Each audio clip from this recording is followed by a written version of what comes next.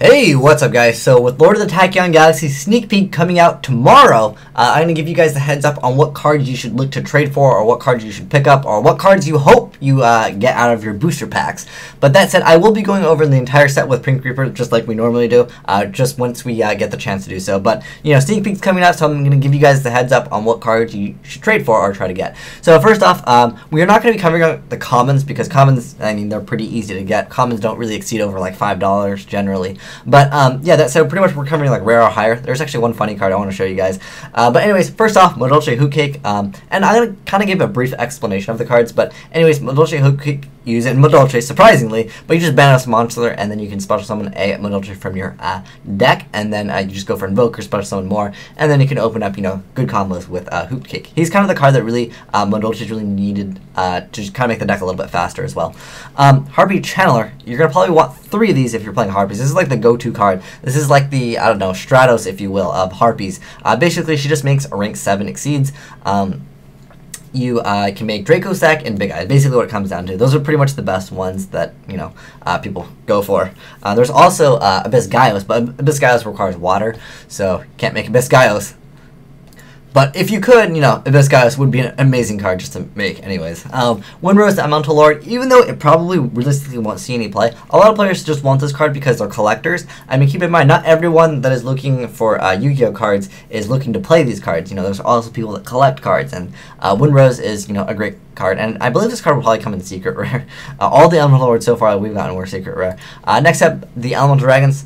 These are going to be rare. I know I said I wouldn't mention like the commons rares, but this should be self-explanatory, but I figured I'd mention because someone's going to be like, you didn't mention the Elemental Dragons being good cards you should like hope that you should get. But yeah, Elemental Dragons, all of them are good in Lord of the Tachyon Galaxy. The baby ones, the mama ones, I don't know if it's a male or female. I don't know if dragons have a gender. I don't know. Someone's gonna mention it in the comments. But anyways, yeah, yeah. All the Elemental Dragons, pick them up. They're all good, even though they're like the babies, I believe, are common, and the all the bigger ones, I should say, are the rare.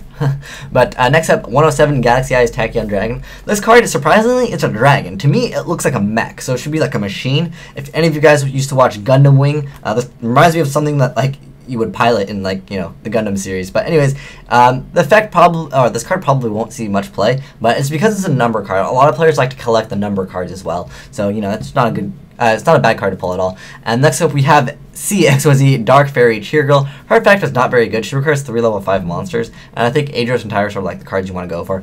We're not going to go over her effect. Her effect realistically is not good, but she looks good. She's got good artwork.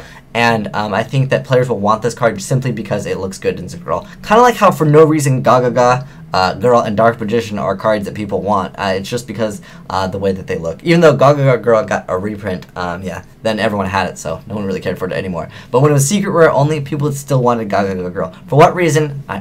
Actually, I don't want to know. But yeah, it's probably one of those cards that I'll end up pulling. I always end up pulling like the card that it just has like the artwork of a girl, and I'm like, I don't want this. I want meta cards so I can trade them, even though I love playing non-meta decks. Anyways, next up we have Ice Beast Zero Fine. I like how they spell it like that. She's not too fine in my opinion. I'm not really a fan of like the whole BDSM. Like you can't even see her like.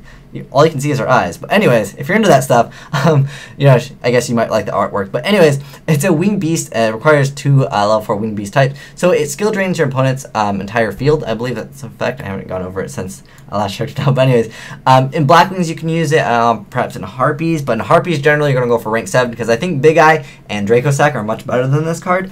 If this card maybe had like, you know, 6,000 attack, maybe I'd make this over it, but realistically, Draco Sack and Big Eye are much better. But anyways, the effect is once per turn you can detach a material from this card, negate the effects of all face-up cards your opponent controls. Oh, that's not bad. That skill drains the back row too, if they are face-up. But then, if you do, it gains 300 attack for each face-up card currently on the field, except for yourself. That's actually not bad. Maybe you can like spam so many cards, and if your opponent has a bunch of cards, you can like make this card actually have 6,000 attack. But I actually... realistically, you couldn't get it up that high. The most cards on the field, because remember, it doesn't count herself. Just because I'm awful at math, I need to bust out the calculator. So the most cards on the field could be like technically 9. That would be all face up, and then it gains 300 for each one except for itself. So we would do 300 times 9, and we would get 4,700. I couldn't hit the multiply button because my multiply button is hotkeyed to something else, which actually stops the recording. So yeah, 4,700. So yeah, you can get it up to 4,700 attack technically. But yeah, I really don't think this card is that great in the meta. But you know, it is an XYZ that some people, if maybe playing Blackwings, hey, it's not a bad card at all. I think that if you really need to like get rid of stuff, Direwolf does the job. You know, pretty well, I'd say. Battle Boxer Lead Yoke. This is the card that Battle Boxers will want. So if you're interested in playing Battle Boxers, you probably want 2 of these. I'd go ahead and pick up 2. He's kind of the go-to card. Basically, if a Battle Boxer would be destroyed by battle or by card effect, you detach 1 and it gains 800 attack. So 3,000 beater basically is what it comes down to. He's pretty awesome. And that attack boost is permanent, which really makes him awesome because he can technically get up to 3,800 attack points, which is pretty strong in Yu-Gi-Oh!, especially in this meta. Next up, we have 105 Battle Boxers Star Cestus. He probably won't see much play. This guy requires 3. Okay, yeah, he requires 3 level 4. I think Shockmaster is a much better card, but if you guys want to look it up, you can look it up. His effect is kind of long. Next up, 105 Battle Boxers Cestus, or Comet Cestus. He requires 4 level 5, and I'm like, oh, I'm not even going to bother with the effect. But anyways, I actually haven't checked it out. So let's go ahead and check it out real quick. So anyways, its effect is when this card destroys an opponent's monster by battle and sends it to the graveyard, inflict damage to your opponent equal to half the destroyed monster's original attack. If this card has number 105 Battle Boxer Star Cestus as an exceed material, it gains this effect once per turn. You can detach 1 material from this card, then target 1 monster your opponent controls, destroy it, and if you do, inflict the damage to your opponent equal to the destroyed monster's attack on the field. So that kind of reminds me of the Volcanosaurus, but then with Volcanosaurus, you can just be like Volcanosaurus, and then you can go straight into into Gaia and attack him anyways. So I'm guessing this card probably won't see much play, but again, it's because both these cards are number cards. People do collect them, and so it's not a bad card to, like, you know, get out of your pack or trade for if someone else wants some other card that you probably won't really use. So this is Fire Fist Cardinal, and I believe this guy's coming out in Secret Rare, but he requires 2 level 4 Fire Fist monsters. I actually made a video on this guy, so we won't go over his effect. I think Chicken is the card that they probably want because that makes the deck a lot faster. This is Harpie's pet Phantasmal Dragon. Basically, it just attacks directly. You know, maybe you could run one of these. I really think Harpies probably will want the Draco Sack, the big eye, more than anything. They're going to pull out those cards. But, I mean, yeah, it's a card you can pull out, and, you know, but it requires 3 level 4s, so I'm not sure how realistically if they can pull out that often. So, yeah, maybe if you're playing Harpies, you can throw one of them in there. It won't be that bad. Next up, Hysteric Sign. This card is insane. I forgot what rarity this card actually comes out in. But anyways, so it's activated. You can add 1 Elegant Egotist from your deck or your graveyard to your hand, and then during the end phase, this turn was sent from the field or hand to the graveyard. You can add up to 3 Harpie cards with different names from your deck to your hand. That is kind of an OP effect in my opinion. I think that's kind of like too good. It's such a good bluff to your opponent. Like MSC says, like, oh, it's cool. Let me add 3 cards. Like that card's actually pretty good. I'm not sure if it's a super rare. I'll double check on that. But next up we have Sacred Sword of 7 stars. It's not of the 7 stars, just of 7 stars. But anyways, the effect of this card is basically you just banish a level 7 or higher. Oh no, it's just 7 monster from your hand, and then or your side of the field, and then you get to draw 2 cards, and then you can only activate 1 of them per turn. So it's like the draw power, if you will, kind of like an Allure of Darkness. Although Allure is much better because you get to draw first, but basically lets you cycle through cards and Elemental Dragons. Really good card. It comes out in super rare, by the way. This is Point Guard. It's going to be a secret rare. I'm not sure if people will actually try it out, but when an opponent's monster declares an attack, you target 1 level 4 or lower monster in graveyard, you special summon it, and it can't be destroyed by battle or by card effects. And it doesn't negate its effects. So that's not bad. Maybe you have a card that has, you know, Stratos, for example, would be a card. Pretty good. I mean, Stratos survives, you add Bubble Man, and then next turn, special summon Bubble Man. And Stratos will probably survive because it can't be destroyed by battle or by card effects. So they can technically banish it because, you know, you can still target the card. But yeah, I mean, some people might actually want this card. Next up we have, Torrential Reborn. We won't go over, well, might as well, because I don't think I've actually talked about this card. But anyways, when a face-up monster you control is face-up water monster you control is destroyed by battle or by card effect and sent to the graveyard, special summon the monsters. That means multiples.